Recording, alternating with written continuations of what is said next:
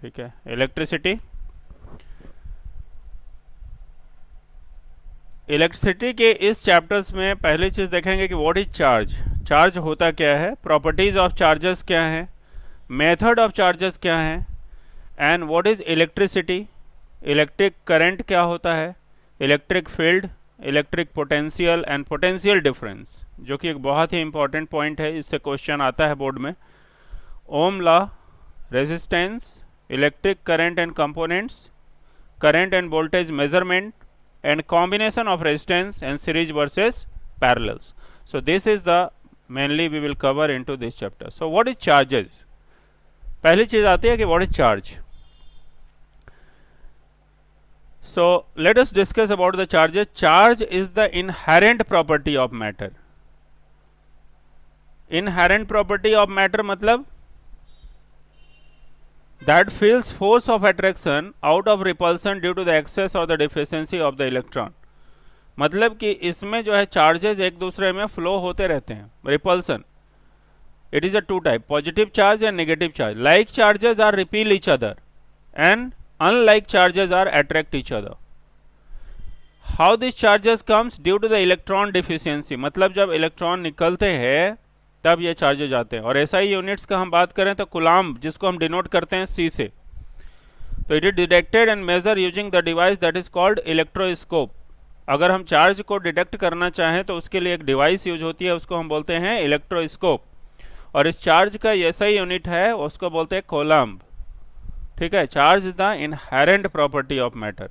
ठीक है ना, इनहेरेंट है, याद रखेंगे, ये इंपॉर्टेंट वर्ड है, इनहेरेंट प्रॉपर्टी ऑफ मैटर है, जो कि फील्स करता है force of attraction out repulsion, मतलब अट्रैक्शन होगा कि रिपल्सन होगा, टू एक्सेस और the deficiency of the electron.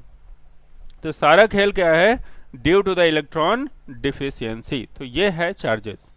ठीक है, अब बात करेंगे यहाँ पर कुछ एक छोटे से एग्जांपल्स की, जिसमें आप देखिए इलेक्ट्रॉन रब on the ebonite rod.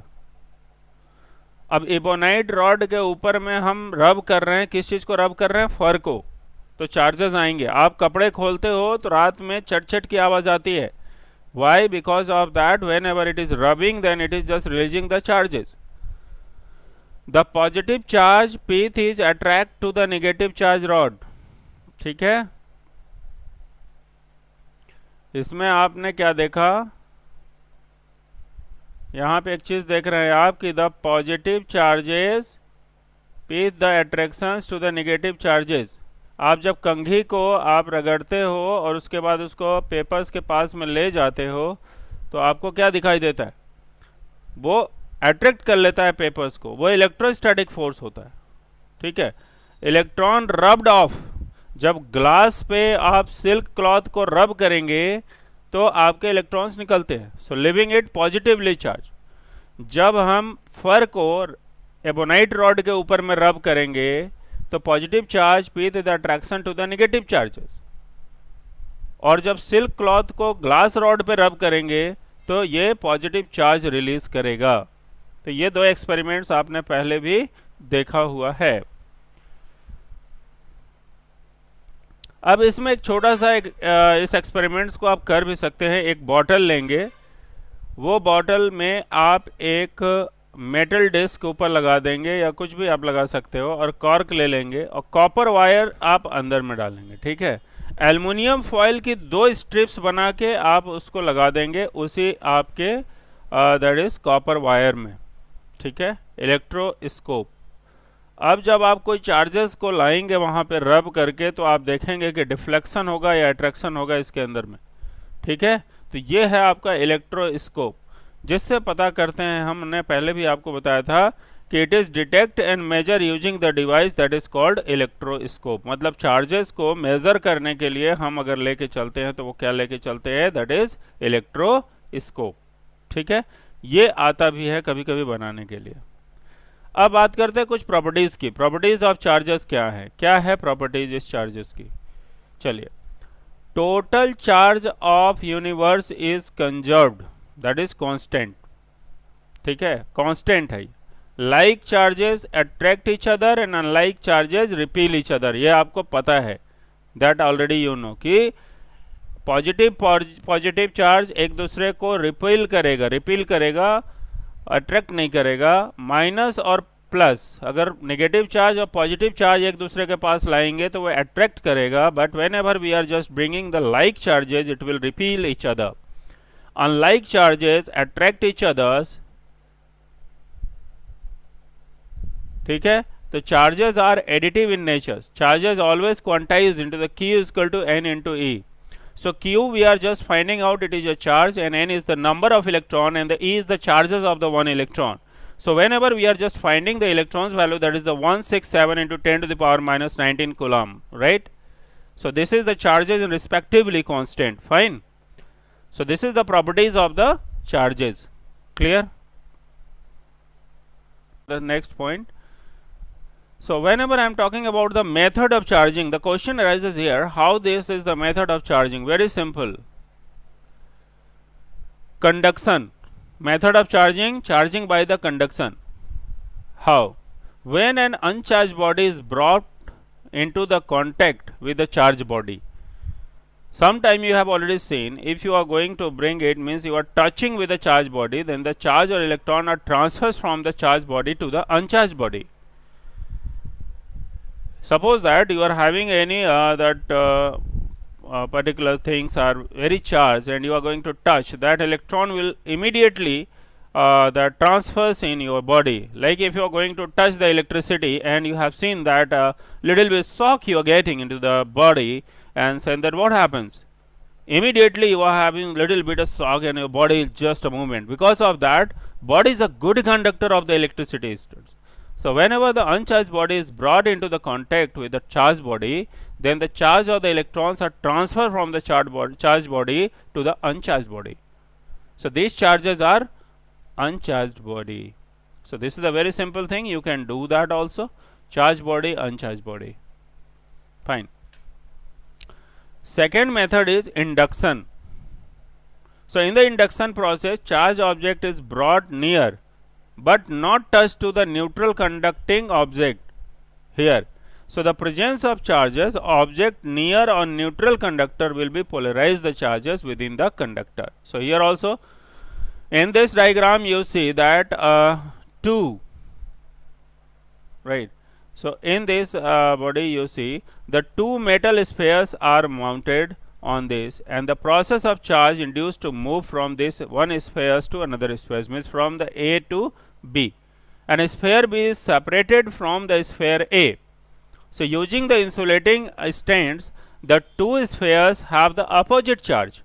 One A sphere is having the positive charge and the B sphere is having the negative charge, and the excess charges distributes itself uniformly over the surface of the sphere. So the two metal spheres are mounted on the insulating stand. That time you see how the charges is going to be transferred from the one sphere to the another sphere, right. So in the induction process, basically what happen, a charged object is brought near but not touched to the neutral conducting object. So the presence of charges object near the neutral conductor will polarize and the charges within the conductor. So this is the method of charging. First method is conduction, second method is induction.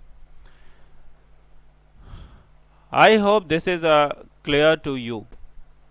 इसमें जो है आपका एक चीज देखने वाला है कि इलेक्ट्रिक चार्जेस जो है the two type of the electric charges, same type repel charger, different type will attract. इसको दिया था किसने? बेंजामिन ने, फ्रैंकलिन बेंजामिन ने। दो चार्जेस बताए थे, पॉजिटिव चार्ज और negative charge.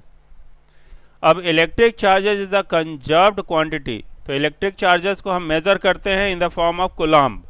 So they are quantized in the multiple of the fundamental stage. So one fundamental charge is 1.60 into 10 to the power minus 19. 1.60 into 10 to the power minus 19 coulomb. तो charge is string to some सब atomic particles. अब यहाँ पर आप देख लीजिए कि hydrogen atom है, इसमें आप ये प्रोटॉन देख रहे हैं और आउटर मोस्ट में आप इलेक्ट्रॉन देख रहे हैं। तो each proton has +1 fundamental charges and each electron has -1 fundamental charges। ठीक है, और ये आप इसमें ए वाले ऑप्शन में आप देख रहे हैं कि ये एक दूसरे को क्या कर रहा है, रिपील कर रहा है, माइनस माइनस रिपील कर रहा है, लेकिन माइनस और प्लस एक दूसरे को अट्रैक्ट कर रहा है। ठीक है, तो इसमें क्या करेगा, रिपील करेगा, इसमें क्या करेगा, रिपील करेगा, और इसमें क्या करेगा, अट्रैक्ट करेगा। ठीक है, तो ये आपको देखने वाली चीज़ है कि same charges repel each other and different charges are attract each other, means unlike charges. तो ऑब्जेक्ट क्या है, net charge is the sum of all individual charges. ठीक है, तो अगर नेट चार्ज की बात करें तो जीरो होगा, नियर बाई जीरो, क्योंकि electrical neutral object contain many positive charge as a negative charge, so net charges is therefore क्या हो जाएगा, ज़ीरो हो जाएगा। ठीक है, तो यहाँ पर जो एक इम्पॉर्टेंट चीज़ है कि net charges is therefore zero. अब देखिए यहाँ पर एक बहुत अच्छी बात आ रही है कि कांटेक्ट या रबिंग, आप अपने हाथ को रगड़ेंगे, आप अपने हाथ को रगड़िए, and whenever you are rubbing your hand can transfer the electron between the object. अब एक हाथ से दूसरे, मतलब एक हैंड से एनर्जी निकल रही है और दूसरे में जा रही है, दूसरे से निकल रही है, इसमें जा रही है, तो one object gain electron and become negative charge, the other object loses electron and become positive charge. ठीक है ना, तो कांटेक्ट से ये चीज़ें होती हैं कि एक क्या करेगा, वो लूज करेगा, और दूसरा क्या करेगा, गेन करेगा इलेक्ट्रॉन को। ठीक है, ये बात ध्यान रखने वाली है। Dryer charges clothes via the rubbing effect, therefore clothes tend to climb और रिपील। इसलिए आपने देखा होगा जब भी आप जो है क्लॉथ को देखते हैं, वो जब सूखता है और थ्रू द रबिंग इफेक्ट, तो क्लॉथ टेंड टू क्लिंग और द रिपील, वो क्या करता है, एक दूसरे को डिफरेंट करता है। आइए बात करते हैं कूलम्ब लॉ की। तो टू चार्जेस पुश और pull one another, two charges जो होंगे पॉजिटिव पॉजिटिव या नेगेटिव नेगेटिव या पॉजिटिव नेगेटिव, ठीक है ना, तो या तो पुश करेंगे या पुल करेंगे। सो with electrostatic forces that are equal in magnitudes but opposite in direction, ये इंपॉर्टेंट बात होती है कि equal in magnitudes but opposite in direction। तो ये दो चीजें करते हैं, कूलम्ब ने बताया था, पुश और पुल। ठीक है,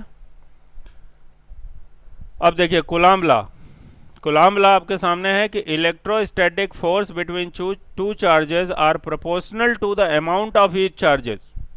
कूलम्ब ने क्या बताया था कि जो इलेक्ट्रोस्टैटिक फोर्स है, आपने इलेक्ट्रोस्टैटिक फोर्स का एक्सपेरिमेंट भी किया है कि whenever you are rubbing the comb and bringing it near the that some bit of the paper, a small bit of the paper, it will attract. So the electrostatic force between the two charges are proportional to the amount of each charges and are inversely proportional to the square of the distance between the two charges. So force is equal to Coulomb constant charge 1 charge 2 by the distance between the charges square. So F is equal to K Q1 Q2 by R square. K यहाँ पर क्या है, Coulomb constant है 8.988 into 10 to the power 9 newton metre square oblique coulomb square. तो ये था coulomb का role जिसको आपको याद रखना है। वोल्टेज क्या होता है, आइए बात करते हैं हम लोग वोल्टेज की। हाँ, वोल्टेज की बात करते हैं हम लोग। तो charge has the electrostatic potential energy, जिसको हम EPE कहते हैं। EPE electrostatic potential energy, EPE। Voltage को हम मेज़र कैसे करेंगे, मान लीजिए हम लोग बोलते हैं कि अभी 220 वोल्टेज है या 1000 वोल्टेज का है, तो measure the electrostatic potential energy per unit charge. तो वोल्टेज इक्वल टू होता है electric potential energy divided by charges. तो वोल्टेज को हम लोग मेजर करेंगे वोल्ट में, तो 1 वोल्ट इक्वल टू होगा 1 joule coulomb. 1 volt equal to कितना होता है, 1 जूल कूलम्ब। ठीक है, separating opposite charges take work, तो ये वर्क इंक्रीज करेगा जब वोल्टेज डिफरेंस होगा between the two charges. Positive charge at high voltage can release EPE, मतलब जब हाई वोल्टेज होगा तो positive charge at high voltage ये रिलीज करेगा इलेक्ट्रोस्टैटिक पोटेंशियल एनर्जी, ठीक है, by moving to lower voltage.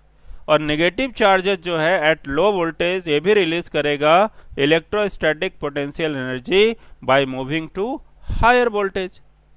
ये इंपॉर्टेंट पॉइंट है, यही पॉइंट आपकी इंपॉर्टेंट पॉइंट है, ठीक है, कि positive charges at a high voltage can release EPF by moving to lower voltage, जबकि ये क्या कर रहा है, negative charges at the low voltage can release the EPF by moving to higher voltage.